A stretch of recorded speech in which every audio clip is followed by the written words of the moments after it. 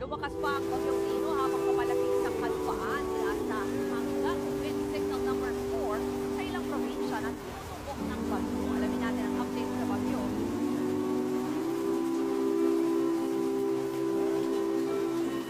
Kung Bagyong Tino ay huli na wala ng pag-asa sa layo around 225 kilometers southeast Ngayong gabi mga isulod kong ganawa nung makasubo kayo ang nahitabo. Ini pagyod siguro kasuway ang kadaghanan nga ang tubig gikan sa baha ang tutum sa mga ato sa mga low-lying barangays sa Danao.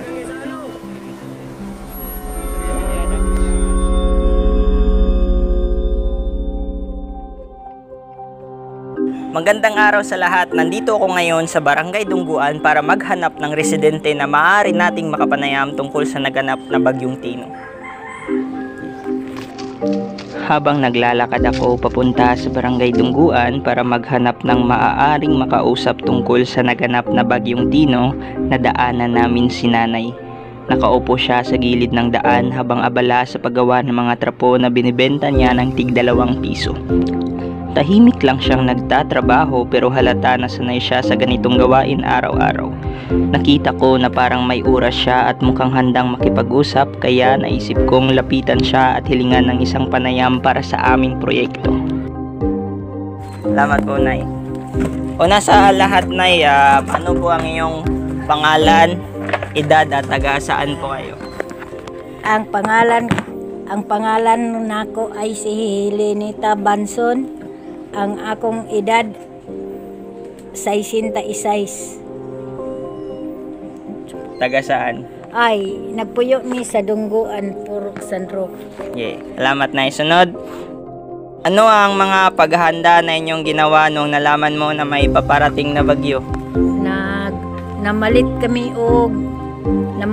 og mga pagkaon. Pero gamay ra kay kining walay kwarta. Sunod na noong nanalasa ang Bagyong Tino, ano ang mga pangyayari na inyong naranasan? Nakuyawan ko sa hangin nga kusog. Pero wa ko nakuyawan sa atop kay ang naamay mga kuan nga gibutang banting.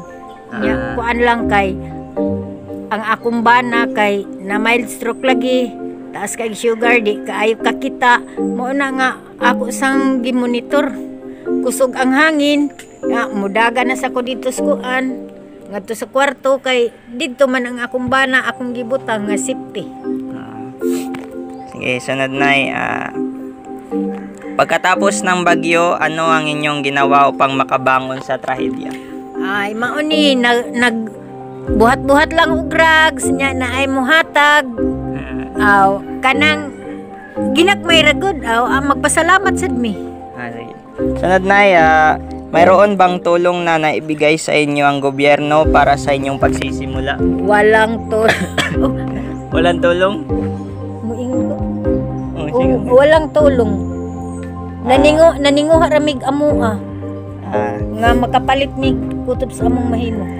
Sunod, ano ang mensahe ninyo sa mga taong nawalan ng mahal sa buhay at nawala din ng kanilang bahay?